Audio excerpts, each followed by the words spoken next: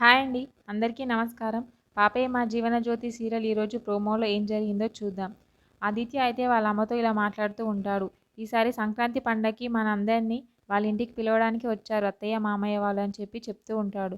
ఓహ్! అందుకొచ్చారా మీరు అని అంటూ ఉంటుంది సునంద. వెంటనే సింహాద్రి అయితే అవునమ్మా పండగకి పిలవడానికి వచ్చాము అని చెప్తూ ఉంటాడు. వెంటనే సునంద అయితే మేమెక్కడికి ఏ ఇంటికి రావాలి అని చెప్పి అడుగుతూ ఉంటుంది. వెంటనే సింహాద్రి మా ఇంటికి రావాలమ్మా మేముంటున్న ఇంటికి అని చెప్తాడు.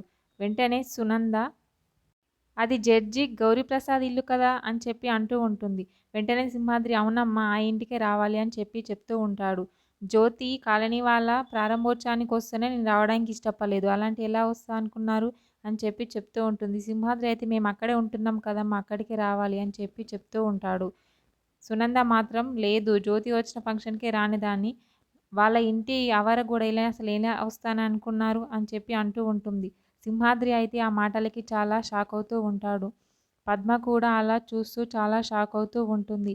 పక్కనే ఉన్న ఆనంది కూడా చాలా షాక్ అవుతుంది వాళ్ళ అత్తయ్య మాటలకి. చాలా బాధపడుతూ ఉంటుంది. వెంటనే సునంద అయితే నేనైతే రాను. నేనే కాదు మీరు కాలనీ బస్తీలో ఉన్న ఇంట్లో చేసుకోండి. మా కుటుంబ సభ్యులం మొత్తం వస్తాం. అంతేకాదు నా కోడల్ని కూడా పంపించను అని చెప్పి చెప్తూ ఉంటుంది.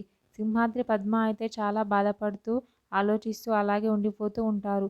ఆనంది కూడా ఆలోచిస్తూ ఉంటుంది. అత్తయ్య ఇలా అంటుందేంటి? అసలు పండగకి పంపిస్తుందో లేదో, అత్తయ్య వాళ్ళు కూడా వస్తారో లేదో అని చెప్పి అయితే ఆలోచిస్తూ ఉంటుంది. మరేం జరుగుతుంది అనేది నెక్స్ట్ ఎపిసోడ్‌లో చూద్దాం. ఓకే. థ్యాంక్ యూ అండి. నా ఛానల్‌ని సబ్స్క్రైబ్ అండ్ లైక్